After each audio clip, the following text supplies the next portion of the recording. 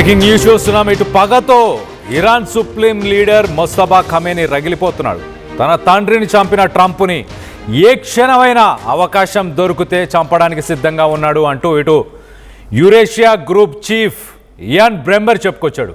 Sensational comments అని చెప్పొచ్చు. ఇటు ట్రంప్ను మొస్తఫా ఖమేనీ చంపేస్తాడు, తండ్రి హత్యకు ప్రతీకారం తీర్చుకోవాలని ఖమేనీ చూస్తున్నాడు, పగతో రగిలిపోతున్నాడు అంటూ ఇటు యురేషియన్ చీఫ్ చెప్పుకొస్తున్నాడు.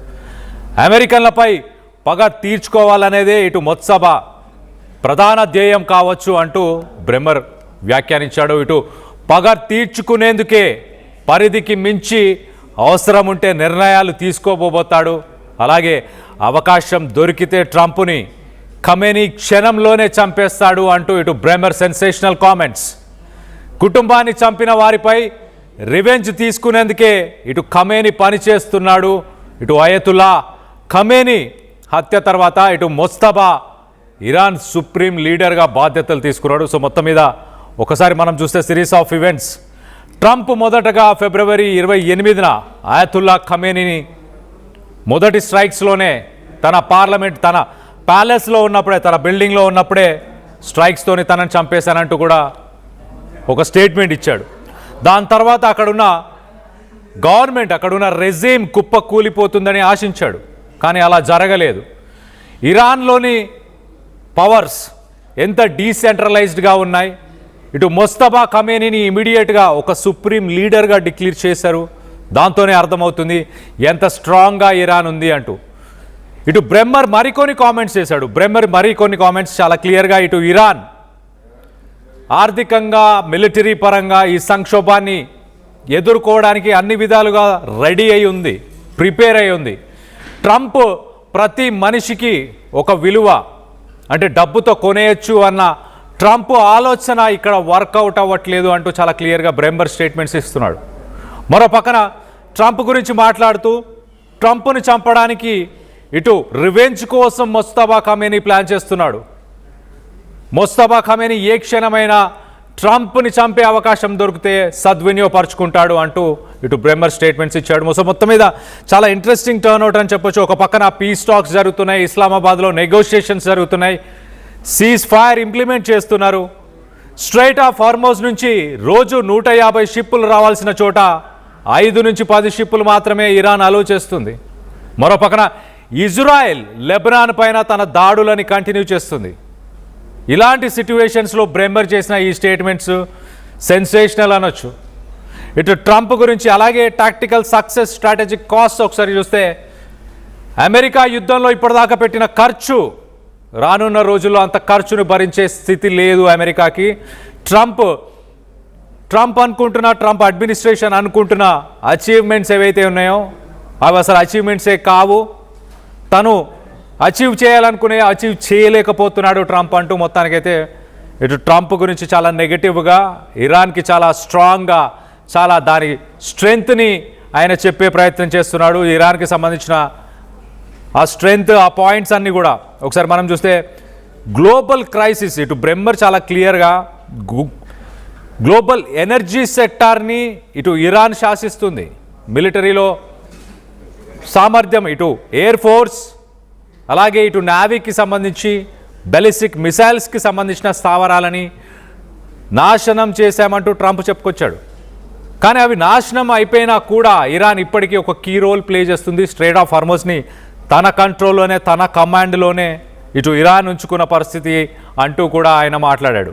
సో బ్రెమర్ చాలా క్లియర్గా సిట్యువేషన్ని అనలైజ్ చేశాడు. ఇటు యూరోప్లో ఉన్న సిట్యువేషన్ ఏంటి, గ్లోబల్ ఎనర్జీ ఎంతగా దీనివల్ల ఎఫెక్ట్ అయింది, అమెరికా ఎంతమంది సోల్జర్స్ని నష్టపోయింది, ఎంత వెపన్స్ని ఇప్పటిదాకా యూజ్ చేసింది, దానివల్ల ఏం అచీవ్ చేసింది అన్న విషయాలన్నింటినీ కూడా చాలా క్లియర్గా విశ్లేషించాడు. అలాగే తండ్రి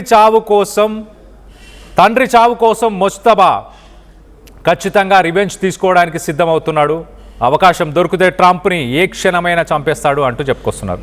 సో మొత్తం మీద intense situation, highly intense situation అని చెప్పొచ్చు, ఒక రకంగా అనలిటికల్ సిట్యువేషన్ అని చెప్పొచ్చు. బాగా అనలైజ్ చేసి యురేషియన్ చీఫ్ బ్రెమర్ ఇచ్చిన ఈ స్టేట్మెంట్స్. మరో పక్కన ఇస్లామాబాద్లో పీస్ డీల్ పీస్ టాక్స్ జరుగుతున్న సమయంలో ఇటు వైస్ ప్రెసిడెంట్ జేడీ వ్యాన్స్ ఇప్పుడు అక్కడికి చేరుకున్నాడు.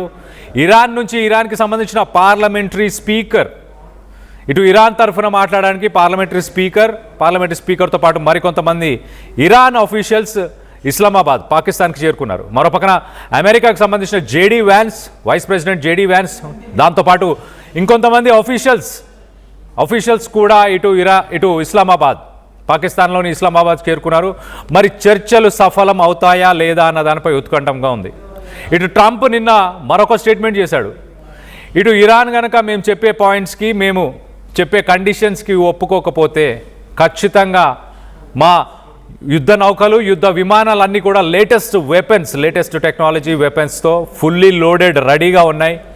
ఏం జరగబోతుంది అంటే ఒక రీసెట్ బటన్ని నేను ప్రెస్ చేయబోతున్నాను అంటే ఇరానియన్స్ అసలు ప్రపంచంలోనే లేకుండా చేద్దామని ప్లాన్ చేస్తున్నాడా? చరిత్రలోనే ఉండేలాగా ప్లాన్ చేస్తున్నాడు. గతంలో ఇలాంటి స్టేట్మెంట్స్ ఇచ్చాడు.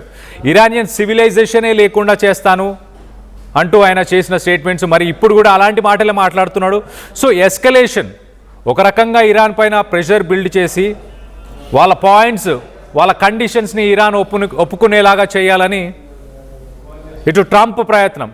కానీ ఇరాన్ మొదటి నుంచి మనం చూస్తే ఇప్పటిదాకా ఎప్పుడు కూడా తన స్టేట్మెంట్స్లో కాన్ఫిడెన్స్ని చాలా క్లియర్గా ఎగ్జిబిట్ చేసింది ఇరాన్.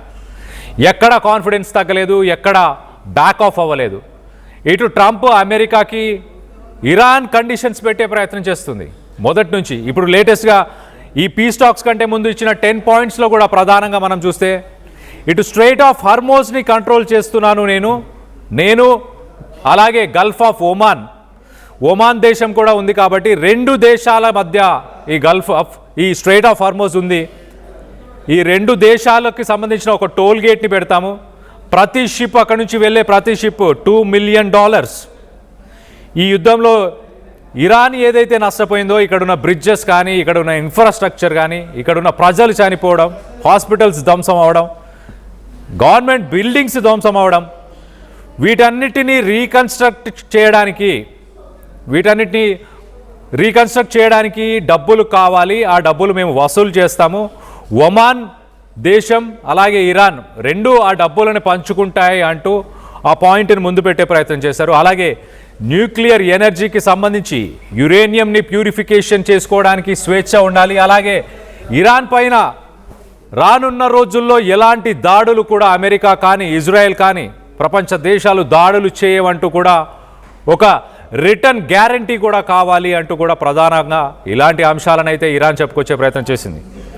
మరోపక్కన ట్రంప్ ఇదంతా కాదు, మొదటగా స్ట్రెయిట్ ఆఫ్ హార్మోజ్ని ఓపెన్ చేయాలి ప్రపంచ దేశాలకి, అక్కడి నుంచి ఆయిల్ వెళ్తుంది కాబట్టి వితౌట్ కండిషన్స్ అన్కండిషనల్గా ఆ స్ట్రెయిట్ ఆఫ్ హార్మోజ్ని ఓపెన్ చేసి అలాగే యురేనియం నిలువలని తగ్గించుకునే ప్రయత్నం చేయాలి.